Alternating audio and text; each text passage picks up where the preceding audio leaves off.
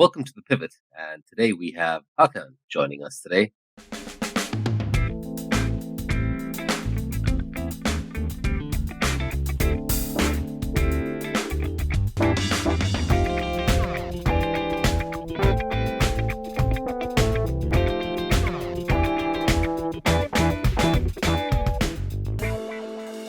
Welcome, Hakan, and it's a beautiful sunny day outside. How are you? I'm fine. Thanks for having me.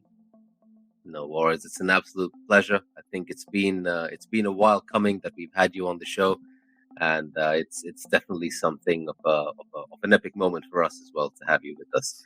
So let's kick this off. Why don't we let's talk about you. This is all about you today. So tell me what you do. Tell us about yourself and what makes Hakan tick. Yeah, sure thing. So I work at public broadcasting in Germany. So basically, if you're listening from the UK, it would be something along the lines of the BBC. If you're listening in the US, it will be close to NPR, I would say. So what I'm doing is I write about cybersecurity and try to write only about that subject. So once in a while, there will be a story about data leaking somewhere on the internet, but I try to keep that to a minimum and focus mainly on stories that are, in my view, not written about extensively. Basically, we have up along the lines of, I would say, 3 months to 6 months is our standard time for reporting out a story, and in that time frame we try to find out as much as we can.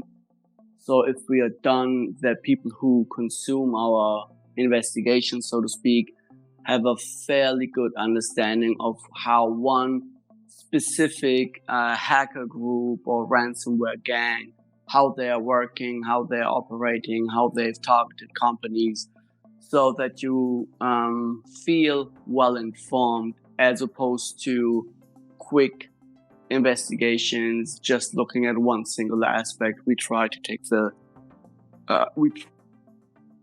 a complete picture, if that makes sense. That does make sense, and I think it's a long amount of time for researching, right? But does it ever feel like you don't have the right pieces of the puzzle to put together? I mean, the most fascinating thing to me personally is that sometimes we will be able to understand the gist of the story pretty quickly. So say somebody tips us off to what's happening and we have an understanding that company X, Y, or Z was hacked. But then you want to be able to have not necessarily every detail, because you're never going to be able to get that, but you want to write a story, so you need to answer some basic questions: who, when, how, what, why, etc. And sometimes there's one detail and you try to get that detail, and because you think it's important, it may not be that important for the story in and of itself, but it makes a larger point, and that can take up to weeks. I'm trying to think of an example for a story we wrote. I don't have it ready, but maybe I'll remember it as we go along in this conversation. Yeah, no worries. I guess it takes a while at this time of the morning, anyways. I hope you got a coffee with you. But I mean, I find this really fascinating, right? There's plenty of podcasts out there right now. Like dark side and all of these things that are happening in cybersecurity and all of the malware exploits. Some of the companies that have got hacked, and a lot about the breach data as well that's been uncovered. What got you into this world? So basically, there are two phases. The first phase is, so to speak, I went to journalism school in Munich, and when I was done, I started working at a daily newspaper called Süddeutsche Zeitung. They are the ones who later published the Panama Papers. And I was always kind of interested in how the digital economy is working, etc. So I started out writing about platforms back in 2013, but came to understand that hacking, like the second week of my job was when the Snowden Leaks happened. So I was quickly confronted with the situation of how intelligence agencies apparently try to work according to these PowerPoints. And yeah, from that point on, I was trying to find out, okay, how do you hack these systems? How does that actually work? I have no background in information science, etc. But from then on, I just went to a lot of conferences, just spoke with people, and then met hackers along the way. And two things happened. One, the hack in the German parliament was hacked. That was in 2015. And two, I wanted to write about these stories, but quickly realized that if you want to do that, you at least need to have a somewhat basic understanding of how hackers penetrate these systems and find a way in. And to do that, you just, you have to be able to speak with people and I don't know the right expression how to say this, but you have to keep coming back at them with the same questions, essentially, because you are not going to be able to, at least I wasn't, to understand everything at the beginning. So how all these operations work, how they get access to the network, how they pivot to elevating their own rights, etc. So that was fascinating to me, and trying to understand that basically were my first 2 years. So, and after that, I realized, okay, if I really want to be able to talk with these people doing the incident response or who are trying to find out more about the hackers, it would help me to be able to do some, to understand how to write scripts, write programs, because if you do that, at least that was my thinking at the time, then you will be surrounding yourself with, first of all, code.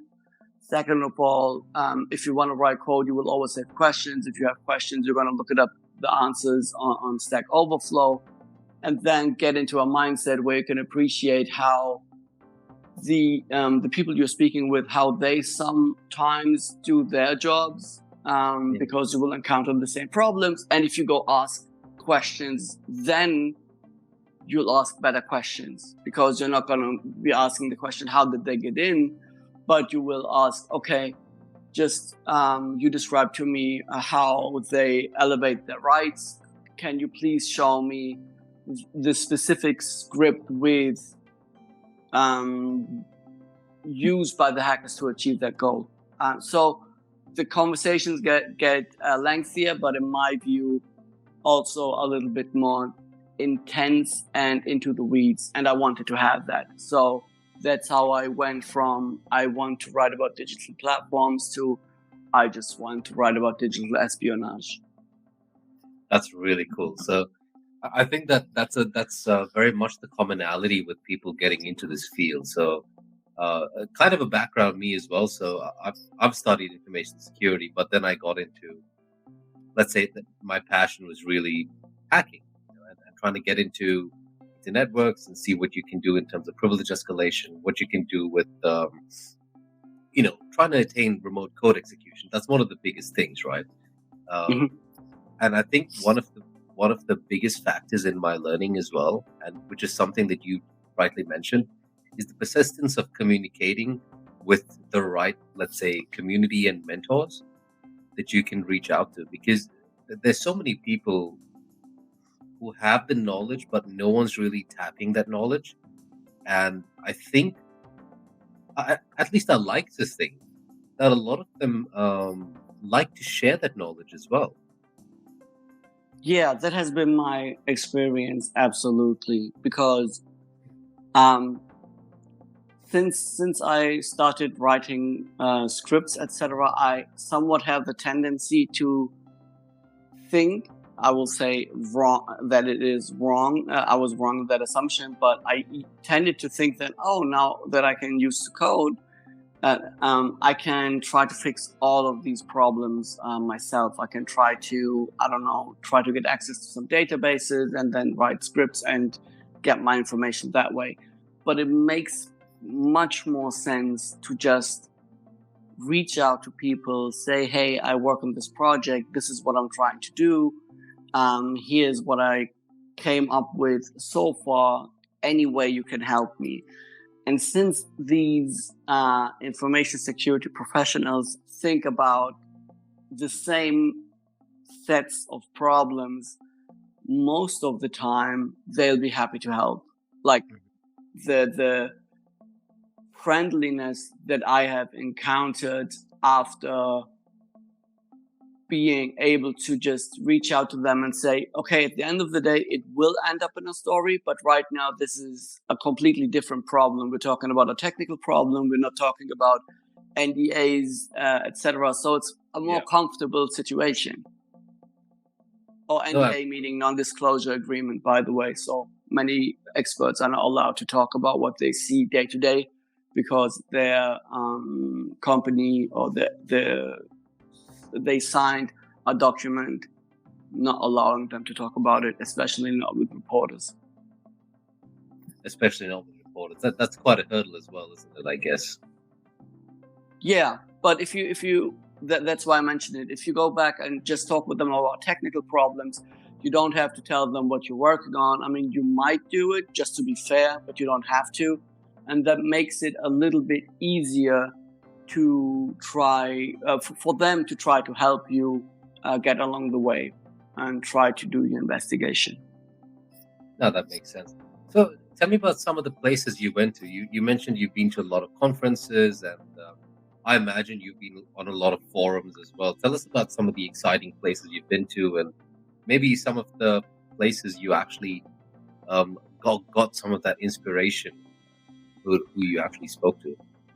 Oh yeah, I mean, there are many, especially in Germany. I think there are many conferences. Some of them are invite only, so I wouldn't mention those. But I'll start out with the biggest one, and that's the Chaos Communication Congress, which takes place on a yearly basis. I mean, with Corona, COVID, etc., there have been some years where there couldn't be a conference for obvious reasons, but it's usually between 26th to the 30th of December every year, and there are thousands of people. I mean, it's obviously crowded, but the level of talks or the presentations you have there, it's just most of the time it's just outstanding, and you are going to meet a certain subset within the hacker community of Germany is going to be there, and you can just reach out to them, and everybody's a little bit busy, but still it's a pretty nice conference.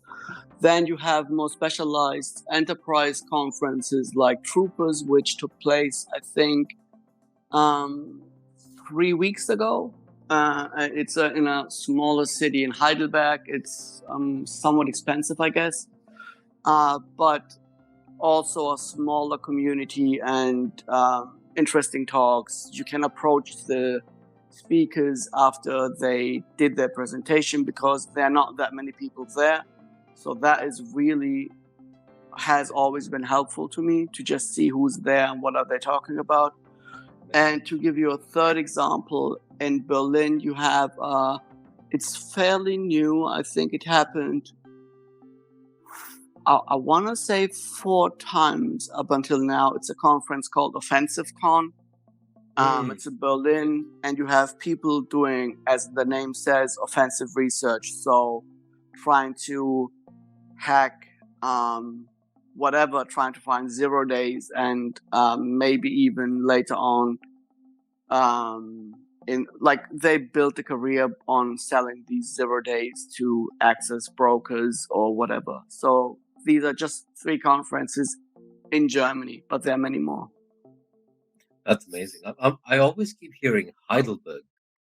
these days. There seems to be a lot of talent in Heidelberg and quite a lot of activity in the hacker sphere happening over in over in Heidelberg as well. I wonder what that is. So maybe the conference has something to do with it. Possibly.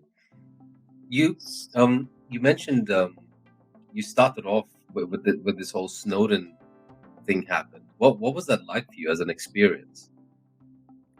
I mean, I was overwhelmed pretty quickly because I wasn't necessarily new to the subject of I heard about how hacking takes place, etc., and intelligence agencies, etc. But to be honest, I was absolutely new to this, so it was hard for me to get a quick and thorough understanding of what it really meant. I mean, nowadays, looking back at it, people will complain, oh, it's only PowerPoints, and it doesn't necessarily mean that it happened that way just because it says so on a PDF or on a PowerPoint presentation, and that's a fair argument, I would say. But still, the amount of being able to see so many documents firsthand where you could basically get like it was a insider's view into how some of these operations were happening, and I was just fascinated. I took it in.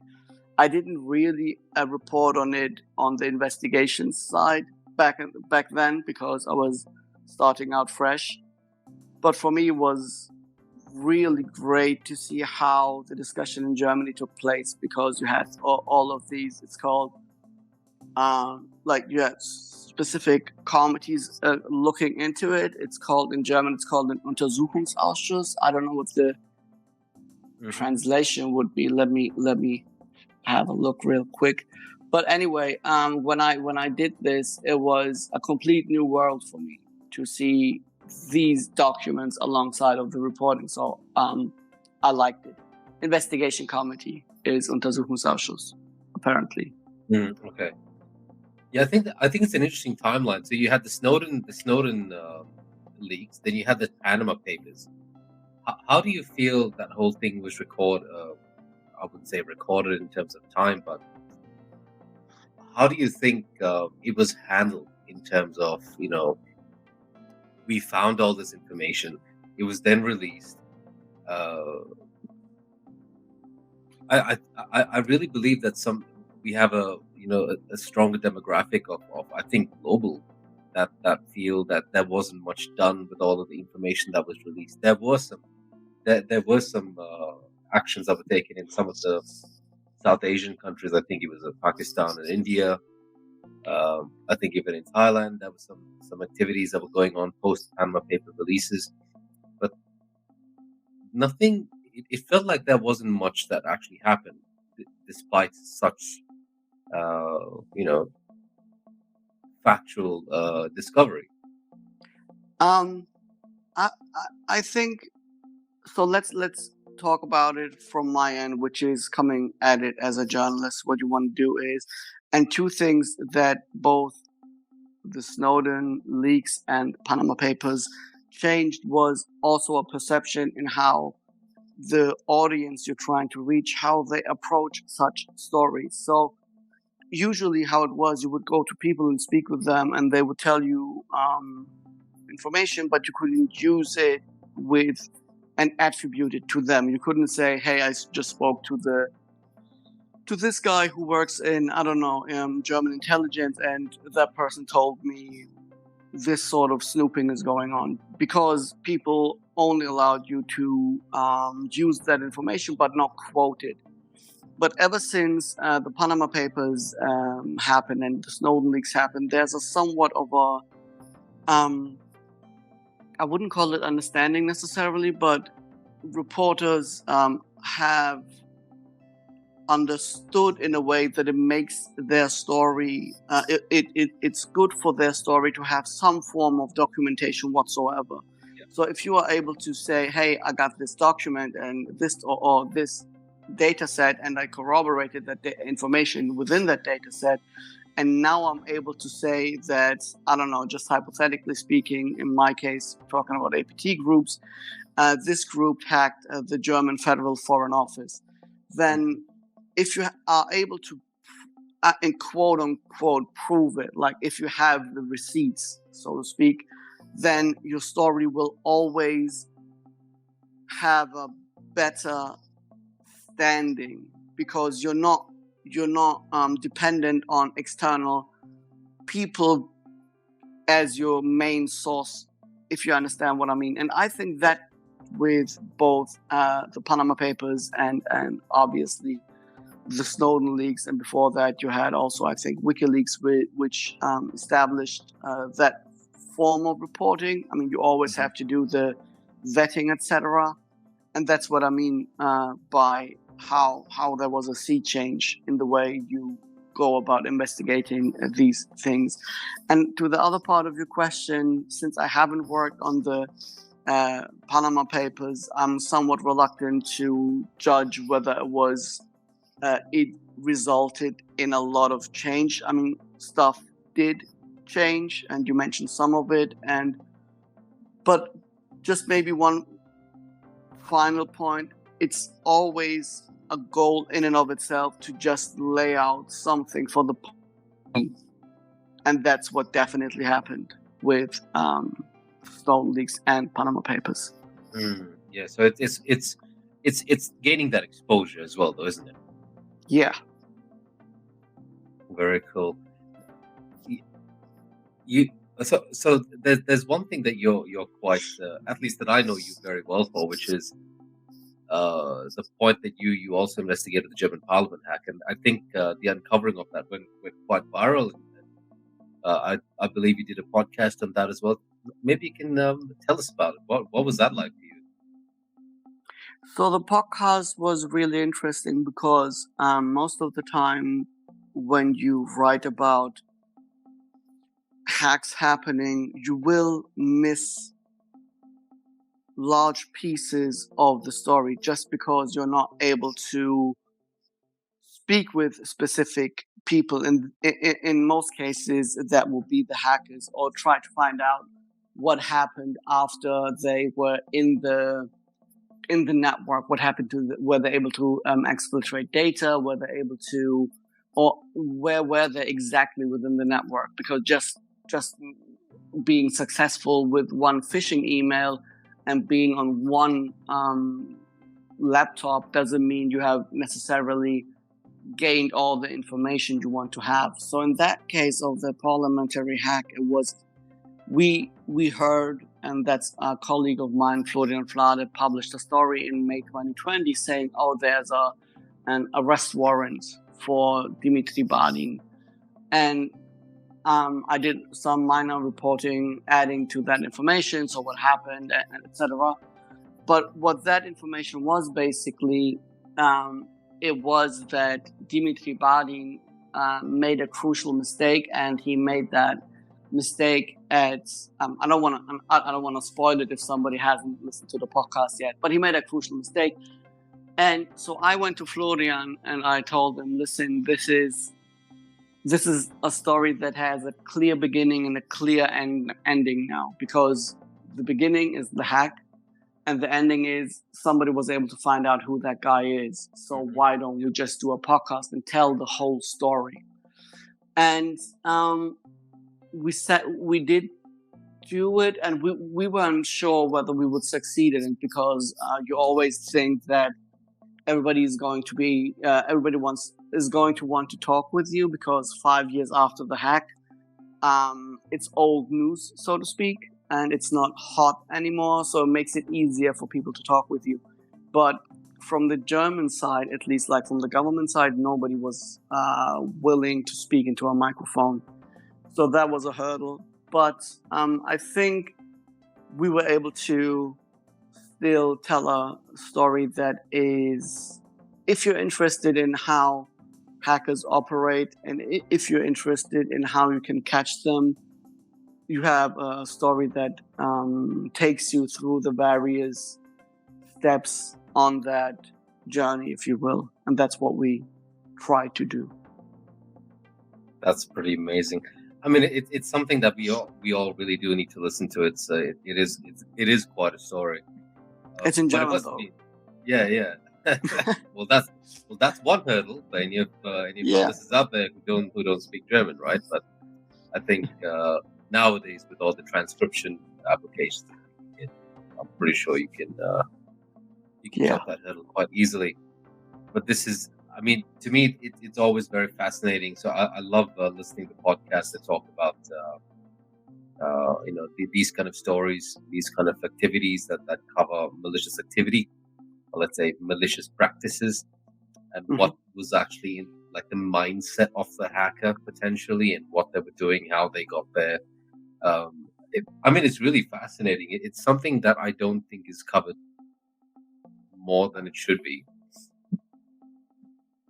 I mean, I would love to, but this is something that has to happen within the information security industry when they're dealing with these companies.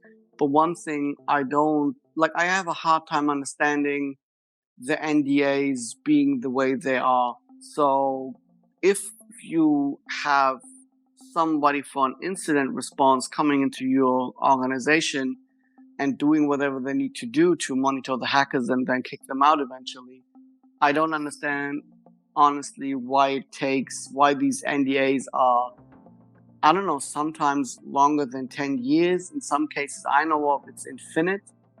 So they can't talk about it ever, which to me is somewhat detrimental to the main goal of trying to understand how hackers operate in your environment, to have that laid out more publicly and getting a better understanding of it as a society, as opposed to everybody is somewhat comfortable in a secret world of their own, and maybe they're talking with one another. I heard that some things changed, but as society as such, nobody knows what's happening after hackers gain entry into your network. So that's one big issue that I do see on my end, looking from the outside in. And I tend to agree with you in some of these aspects. I think, in a nutshell, it's also about the fact that there's not enough knowledge sharing, isn't it? Yeah, they try to change that, and you have some, like in the United States, you have CISA, who's publishing all these threat alerts. In Germany, you have some, I don't want to call it roundtables necessarily, but you have specific groups who receive information by the Federal Authority for Office for Information Security, and they send along IOCs. But I'm not sure that it works both ways in all cases. I know of companies that have been hacked and were, I think, required to report it, but they just didn't. Or if an incident response company comes in, I know of cases where they have advised the company against going to the police because they said, what are they going to do? And I mean, everybody's entitled to their own opinion, etc. But I find that interesting. Let's put it that way. Well, I like how you use the word interesting. I think that it is definitely something detrimental as well, because let's put it this way: if there was a way to stop this hack against another corporation, that's that fits the bill for the hacker. That fits the bill for the malicious actors who are saying, okay, maybe it's an industrial organization. Are they using any industrial applications that we can reach? And this is definitely one of the biggest issues. For example, what happened in the U.S. with all the power grids and the Keystone Pipeline. That's another fantastic story. So how else could this have been prevented? Is it just a human error, or is it just configuration, or is it software? I mean, programming is all code, anyways. I mean, the software is all code. So, with the mindset of a malicious actor, what in that code can be used to gain their advantage. And I think this is something that, as you said, is interesting, that is not more talked about. I do understand that, okay, some enterprise organizations, they may factor it as, okay, we don't want to talk about this because it's gonna affect our share prices, or it may upset our shareholders. But from a broader scope, I think bigger picture, these things do need to be discussed on a higher level, on a global level as well. Yeah, I mean, just to make a counter argument against what I said about the guy advising them to not go to the police, it's also, you could also make the case and say, hey, listen, we don't need them in that case because it's not what we're interested in. We just want to kick the hackers out. And the police haven't done a good job overall just communicating if they have capable people within their units to even do incident response. So it's on them as well. So it's not an easy answer. Just looking, like, the way I see it is, if you have some of the data out there, you could use that information to try to understand how these hackers operate. And then my job would be to say, this is where they start, this is how they gain entry, this is what a phishing email of theirs looks like, this is how you can spot it, etc., and walk you through it as a reader. And just to be fair, I mean, there are paid products out there from companies who do exactly that. You have your CrowdStrike and your Mandiant and your, I don't know, BAE Systems and some German companies, DCSO, who publish that sort of information. Even Kaspersky, I think, has an Intel feed. But it's not talked about publicly in this way, I would say, at least. No, you're right. I mean, it all goes into these, let's say, premium feeds. That's how we call it in the industry right now as well. Like, you have premium feeds, and that's what these guys do. So even like Recorded Future, who they also have a very podcast that covers these kind of things, and it's super interesting to hear about these kind of activities and where they really lead to.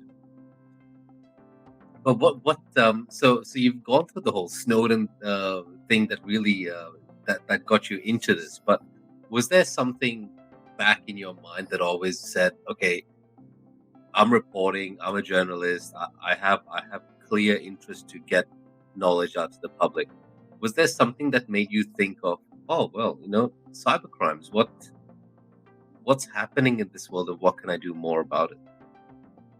I mean, for one, there was the parliamentary hack, and two, there was I lived in the United States in New York for 2 years, and while I was over there, the hack of the DNC happened. So when the Democrats in the US got hacked right before elections were happening in that year.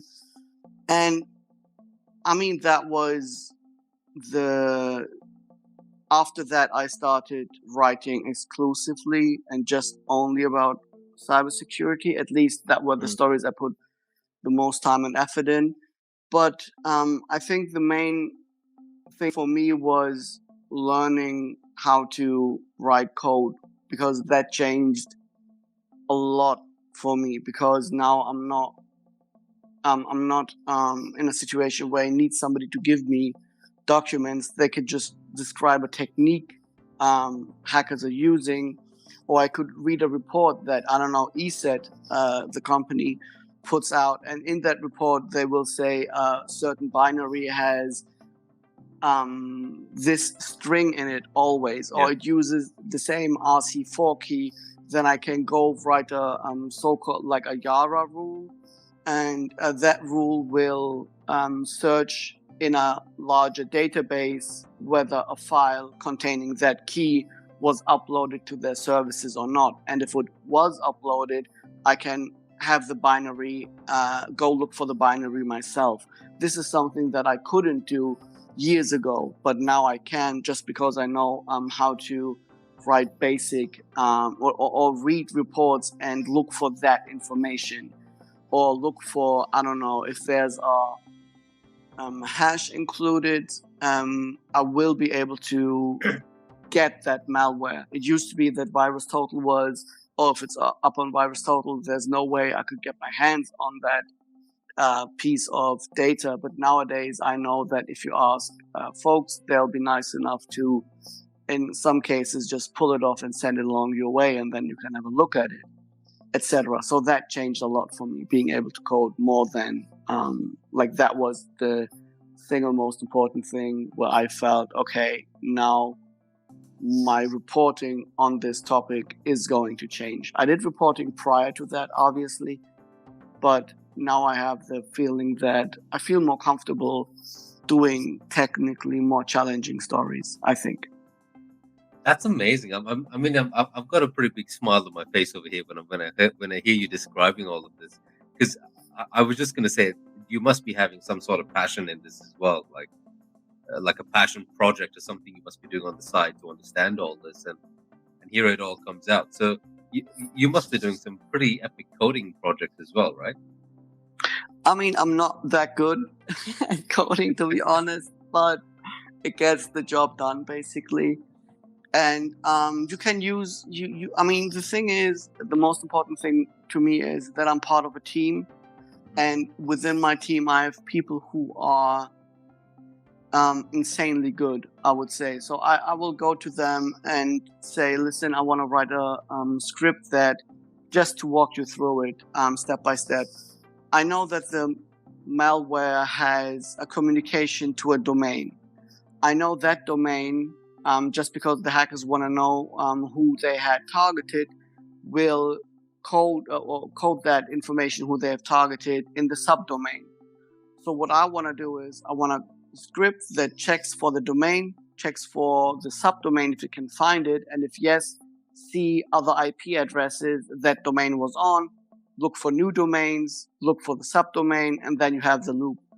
And I wasn't able to write that script because my coding isn't, I'm not that good, and I need to, at least back in the time, but I could go to a colleague of mine and say, hey, this is what I want to do. How would you go about solving the problem? And he walked me through it, wrote the script, and then we could use it. So I can't do all of this by myself. I have to rely on my team members, and luckily I'm in a position where I have people I can speak with. So it's not that I'm doing all of this by myself, not even close. I rely on many other people, both within my team and both within the information security industry, who are nice enough to help me. That's still pretty epic, though. The fact that you have all these resources. Well, at least you can say that you're partners in crime, so to speak. But that's pun intended. Pun intended, absolutely. What are your passion projects? Are you doing anything outside of reporting, outside of journalism? What do you do what do you do on a hot summer day like this? Not go outside in the sun, I would say. I was about to say, yeah. Yeah, reading books mostly. I like reading books. Just it doesn't even have to do with intelligence and whatnot. It's just reading is really helps you think about other things, about how other people look at the world, and enjoy that a lot. So I was actually secretly hoping you'd say this, because I was about to ask you if you've read Sandworm. I think. Yeah, obviously. Yeah. That's pretty amazing. Yeah, Sandworm is really amazing. I want to mention that the first book I read, which actually showed me what kind of reporting I would strive to do, is the one published by Kim Zeta, Countdown to Zero Day, where she describes how Stuxnet happened. Mm-hmm. And it was both, I read it and thought, okay, this is what I would love to be able to do someday, basically. I don't know when the book was released. Let me look it up real quick. Countdown to Zero Day. It was released in September 2015. Yeah. So after the German parliament was hacked, that book came out shortly after that. And yeah, I really enjoyed reading that book. But Sandworm is also great. You have A Dark Mirror by Barton Gellman. You have really interesting books nowadays writing, like not only cybersecurity, but also it sometimes is along the lines of intelligence as well. So, yeah, reading helps a lot just to have an understanding of what's happening out there. At War by Shane Harris. Yeah. Mm-hmm. Yeah, I think intelligence is also one of those aspects that people, I wouldn't say, I don't like to generalize, but I think not enough people understand the importance of the word and practice of intelligence in cybersecurity and CTI especially. I think being able to gather intel and understand intel is more important than taking a whole block of IOCs and smashing it into a block list. Yeah, I mean the way I think I'm not qualified since I haven't worked in intelligence. I don't know their day-to-day practices. I don't know what their processes look like, etc.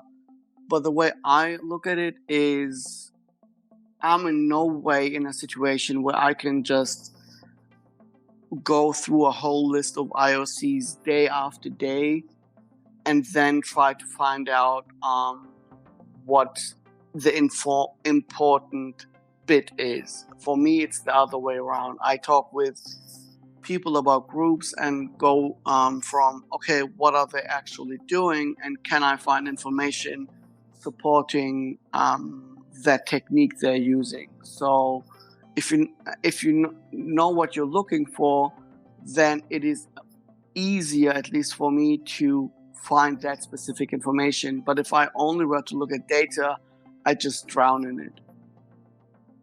Yeah, I think it's very easy to drown in it. I mean, look, there's plenty of tools out there to help you sift through these domains and IPs and all of that. But again, it's just another, let's say, another card of understanding that story, isn't it? At the end of the day.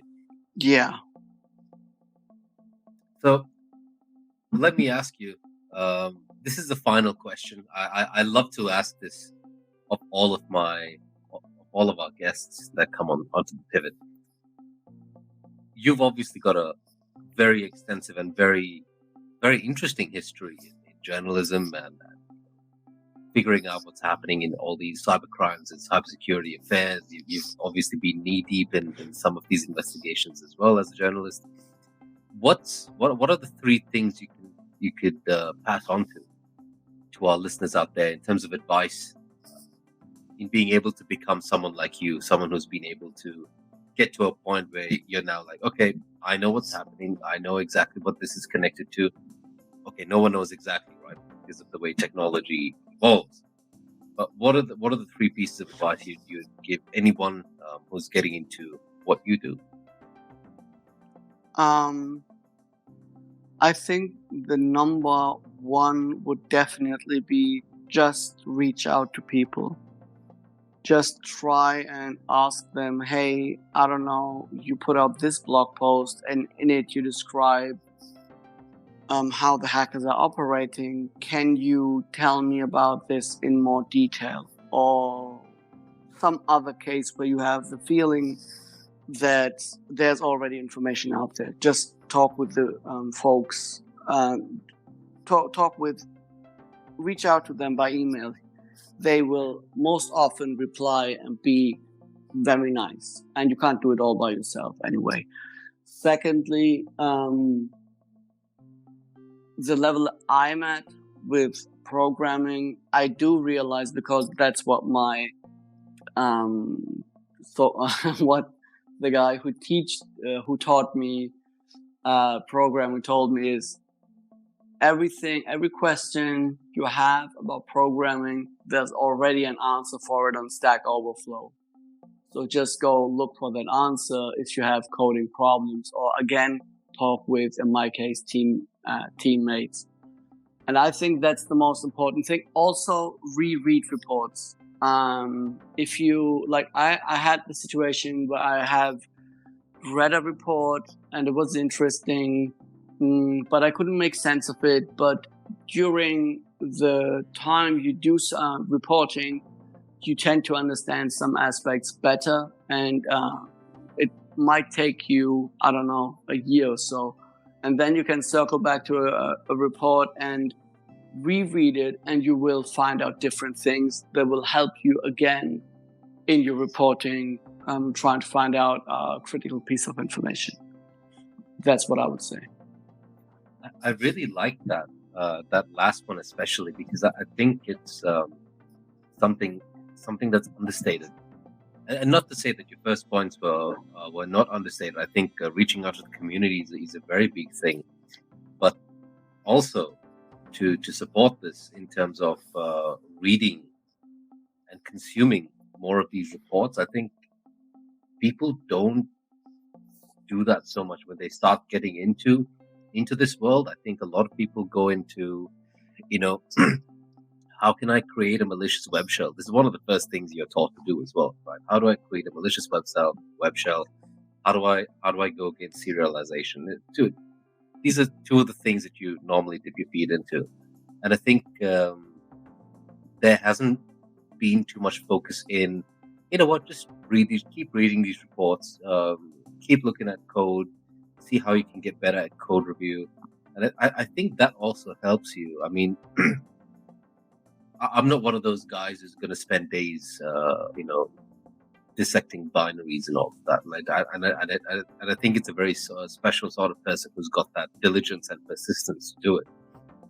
But you do bring up a very, very valid point. So I've got to agree with you on that one, big time. Hakan, thank you very much for giving us your time today. I really am so happy to have you on our podcast and spend some time with us. All I can say is big thank you from me. Big thank you from the team in Maltego as well. Anytime. Thanks for having me. Thank you.